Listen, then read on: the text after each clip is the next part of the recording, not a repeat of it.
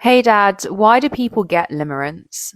Yeah, we talked a lot about the symptoms of limerence and what it is, but we don't talk a lot about why. And I think the reason is because it's complex and it's multifactorial. And to do it in a 1 minute or 2 minute TikTok's impossible. This is the subject material of perhaps a 20, 30, 40 minute YouTube video. However, I think there are a number of reasons why we get limerence. Firstly, it's because it's how we're wired. I mean, if you think about it, the only reason we're here on this planet is to procreate and make more human beings. And the best way to do that is to get people to pair bond, fall in love or fall in lust in what it really is long enough so that they stay around to help make a baby and then be around to provide and protect for the baby.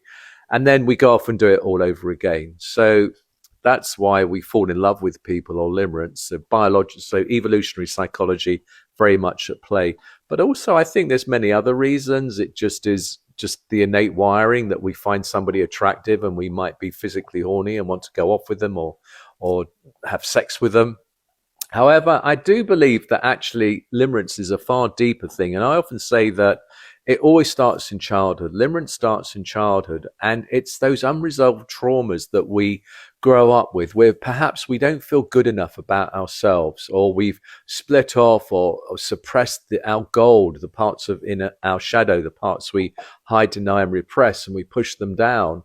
And then somebody comes along and they're a mirror for us. They're a mirror for all those parts, those golden parts, those beautiful parts that we found very difficult from childhood to own and take responsibility for. So it could be many golden qualities that we all have that we've buried, and then somebody comes along and shows us those things as well.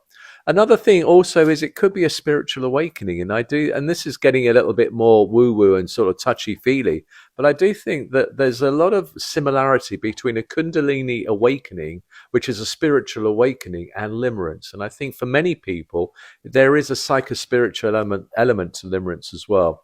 But what I would say is limerence is all about the person with limerence. It's nothing to do with the limerent object. They're just a catalyst.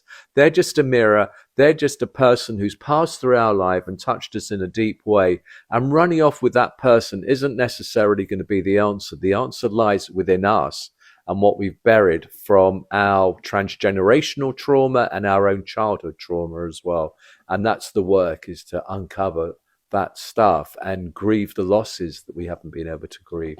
Slightly longer TikTok, this one, because it's such a huge subject. It's so complex. It's so multifactorial. And limerence itself is not well understood. It's not well researched.